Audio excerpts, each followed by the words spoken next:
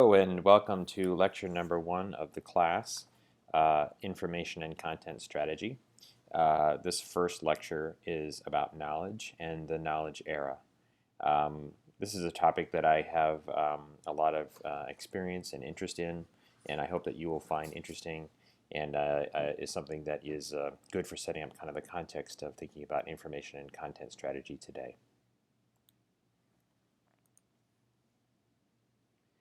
First, I'd like to talk a little bit about where we are in terms of the knowledge era. A lot has been written and documented about the information age, the information era. I think it's helpful to try to sort of set context a little bit in terms of where we come from and perhaps where we might be going. It's helpful to recognize that, certainly for the last 100 years at least, really a few hundred years, we've really been coming out of essentially what could be seen as the industrial era.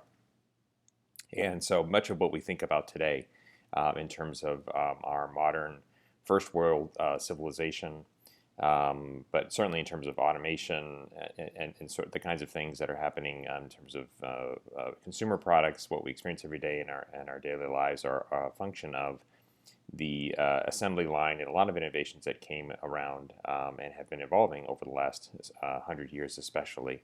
And this is true about education, it's true about science, it's true about a lot of other aspects of our lives.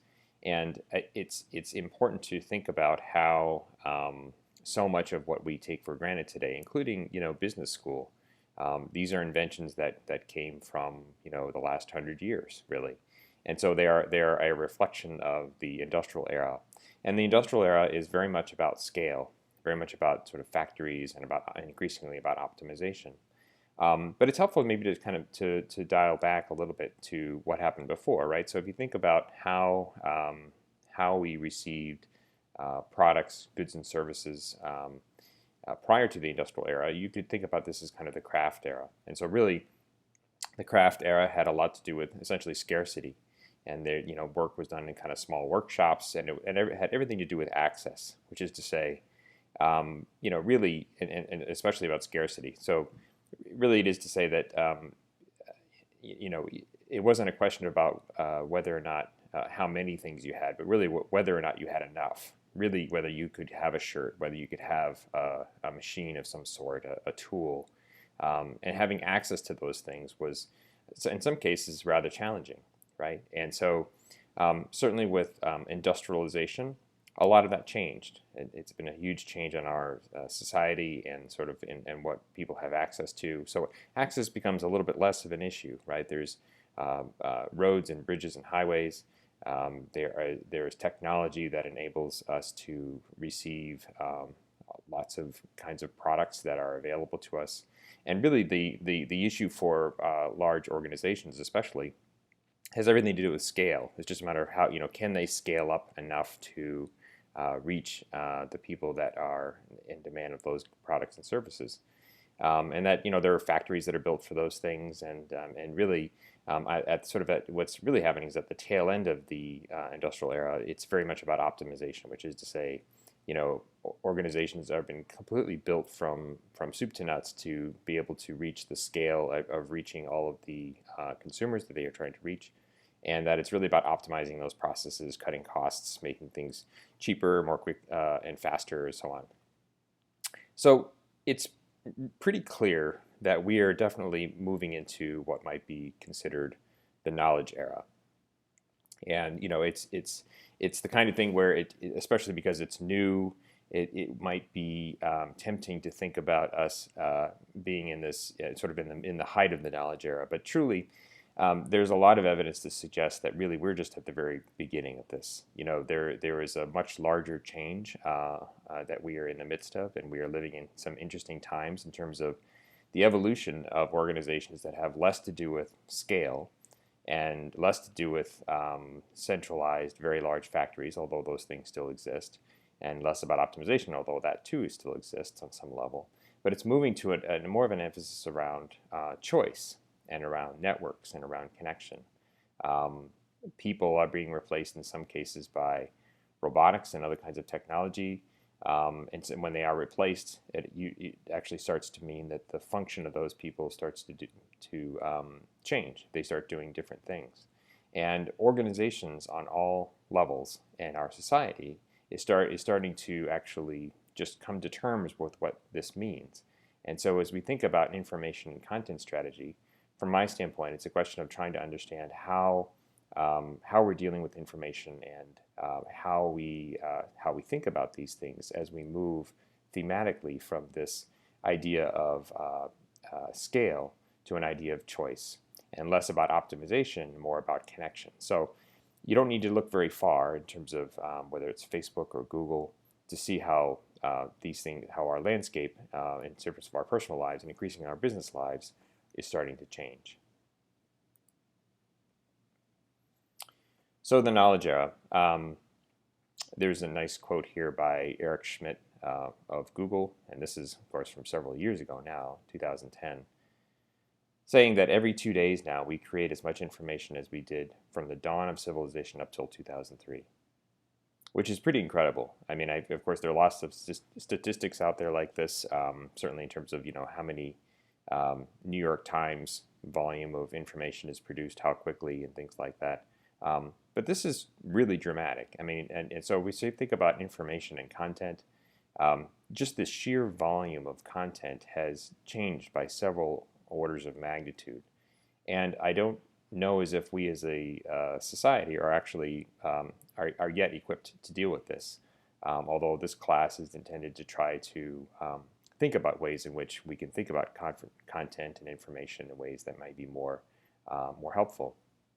It's helpful to think about, as I mentioned a few moments ago, about just even the idea of an MBA program or business school is really in some ways an industrial technology, right? So business management, the idea of management as a discipline was really born out of the 1900s.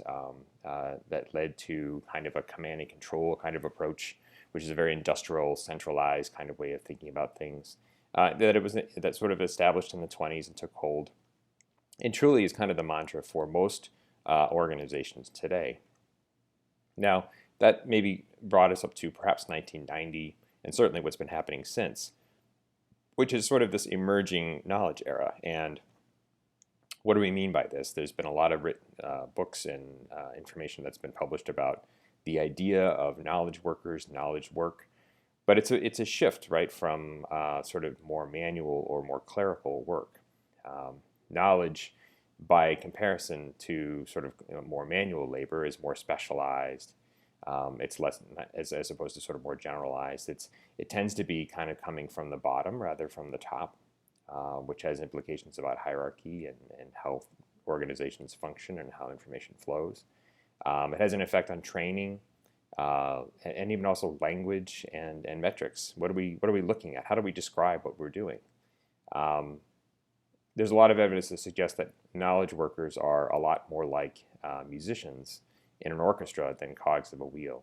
And if you think about what musicians are like, they're specialized, they're organized in groups, they kind of can collaborate, there's even some level of spontaneity, there's also a conductor. As a mental model, it's a helpful way to start thinking about how knowledge work perhaps needs to get done and how information spreads through an organization. Found this nice quote in one of the readings that you will take a look at. This idea of faint, unfocused signals that used to pass as communication in a traditional organization won't translate in this new era, and I think that's very true. I think that tension is something that we see all the time, or I see all the time in my practice, and I think that you will see in your professional lives. So, with this huge influx of new information, one of the big challenges is trying to find the patterns. It's a new kind of skill set. It's not a new concept. Certainly pattern recognition is the basic way in which we understand things. But the idea of data collection and what sort of pattern recognition looks like in this new landscape changes. It has to be more systematic. It has to have more rigor. We may need to dig deeper into understanding what this actually means. It's important to recognize that if you think about, again, pattern recognition is the basic way we learn anything. You can think about knowledge as sort of making these connections, right? So knowledge is very much about sort of establishing a connection between two different data points. When we can make those connections, we tend to classify them. We can draw a circle around different things or connect points and say these things are alike or these things are unalike. And we use language to classify those things, right? We use words and we say, okay, these things are alike in this way, and those things are alike in some other way, and there is perhaps some overlap. Um, it's important to think about, even in terms of, this is another quote from one of the potential readings that you may take a look at from Nate Silver. Our brains process information by means of approximation, which is to say that we sort of make certain judgment calls about how things are connected, and that those judgment calls are, by their very nature, human. They're personalized to some degree. As a civilization, we tend to develop certain patterns and sort of agree upon certain things, and we all agree that these things are alike in certain ways and other things are alike in other ways. But when there's a lot more data flowing into the system, a lot of our historical assumptions and patterns may change. It's helpful to think about the difference between data and information. So data is data points are facts, often sort of numbers or certain instances that occur, and there's a kind of evolution as you move from kind of just a fact to something that we might consider to be information or in fact knowledge. And it's kind of a process, and this is the diagram that I have been thinking about for some time, which is basically just trying to illustrate how you think about sort of data as often as numbers or facts, if you sense, in a sense. A lot has been discussed and written about the idea of big data, which is sort of a way to describe this huge influx of new information and what do we do with it. And often the discussion sort of moves to sort of visualization or pictures. So really, if you think about it, the data, if you have data in a spreadsheet or something, and as soon as you make a chart out of it or you start to visualize it in some other way, it's a helpful way to you're sort of abstracting that data into kind of a picture or a visualization as a way to sort of find a pattern. You're looking for a pattern. And when you see that pattern, you can describe it. And when you describe it, you're turning it into a word or an idea. You're saying, okay, here's the trend line, or here's 50% of these individuals think this way, or this tends to happen 70% of the time. You start to describe those as words or ideas. But then also it kind of circles back around, because we tend to sort of try to measure those concepts or those ideas back into numbers, which then circles back around. So it's kind of a cycle where we, as we try to transition what we think of as data and try to create essentially more information or knowledge, or indeed meaning. It's helpful to start thinking about information flowing in this way like a system. So this diagram is actually from one of the readings as well, relating to sort of the very nature of systems. As we move from sort of an era of just brute scale and force in a sense, and we move to something in some ways that may be more elegant, ways of thinking about information flow and organizational dynamics, it's helpful to start thinking about basically what is the nature of a system. And so this diagram, it's a little bit complicated, and if you get into the book, Thinking in Systems, it's something that's universally applicable to a lot of systems. So I mean, this is a general way of thinking about everything from the environment to economics to finances in an organization to even the way people kind of behave. And it's just kind of an abstract model where this idea of they're essentially inputs and outputs, and in the middle is kind of a holding tank, what's called a stock. And if you think about it, and in between these things, there are these valves where you could throttle the inputs and you can throttle the outputs, and you can imagine the impact that has on sort of the rate and the impact of these things over time. If you think about feedback, a lot of feedback, which kind of really starts to relate to metrics, how fast are things flowing, what's the volume, and what are the impacts of these things when you have these levers, and you can start thinking about, sort of what happens as there's sort of things that come in and things that come out.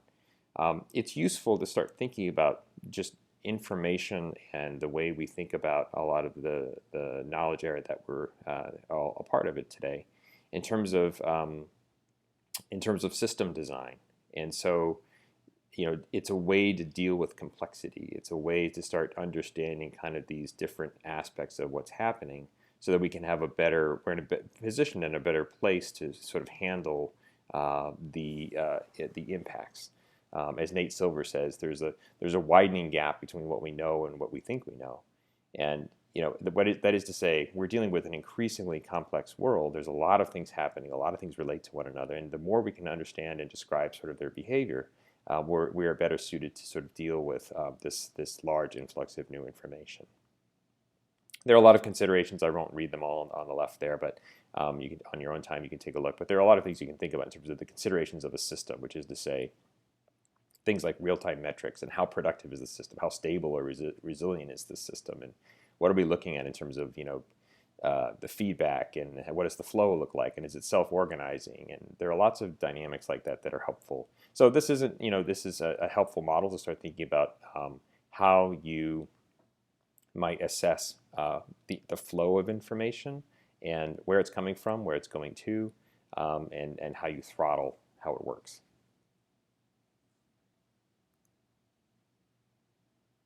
There's another idea that I have found very helpful in my practice and in my life, frankly, which is the idea of throttling abstraction. Describing ideas in an abstract way is something that I think we do all the time naturally, but I think that, and some people are just simply better than others, but it's definitely one of these things that is a specific skill that you that I think we as a society actually will benefit from having a better ability to sort of understand and being able to kind of throttle. And a lot of it is thinking sort of big and small. And like a simple way to think about this would be to say that when you're describing a more abstract idea, it often helps to cite an example, right? So the idea would be kind of the philosophy, and then the example is kind of the practice. What I have found, though, and I see this, I feel like in politics and in news and certainly in the professional world, people bounce around all the time between kind of conceptual ideas and examples all the time, and they sometimes in some ways even confuse the two. I think that it's helpful to start thinking about the idea of knowing what's the larger thing that's at work versus the specific thing that we're seeing as an example. The example is sort of the output of a system, if you think about it that way, and that there's this broader overriding governing sort of philosophy that should be driving those things. And it's a helpful way to think about not only sort of system design, and organization design, but also just information. What's the governing philosophy? I would also say, to add, there's also a middle layer about principle. It's actually in some ways the hardest part about this, because people bouncing back and forth between very large, abstract, lofty ideas and examples all the time. The bigger, more challenging thing sometimes is actually throttling your abstraction from the real high-level objective to the principles, and that those principles should also then help steer areas of practice. And it's something that is this all may sound very abstract to you, but it's the kind of thing that if you start to get a handle on how you describe ideas and how you think about information and content in a way that is kind of structured, and understanding, is this an example of something, or is this a principle that relates to these practices, or is it this broader governing philosophy? Making choices along these lines is a very helpful way of getting organized and understanding the dynamics of a system and how you might change it. So in summary, about the knowledge era, things that I wanted to point out to you, recognize that the landscape has changed, right? This new era is much more about choice and connection and networks. Working and communication will be different. Pattern recognition is an important skill to start to develop and hone. It's helpful to understand the difference between data and information and how one flows to the other. And starting to think about system design and how systems work, and recognizing that abstraction is a skill. It's a lever that can be used to better enhance your understanding and describe what's happening and design more effective systems going forward. So that concludes Chapter 1. We'll move on to Chapter 2.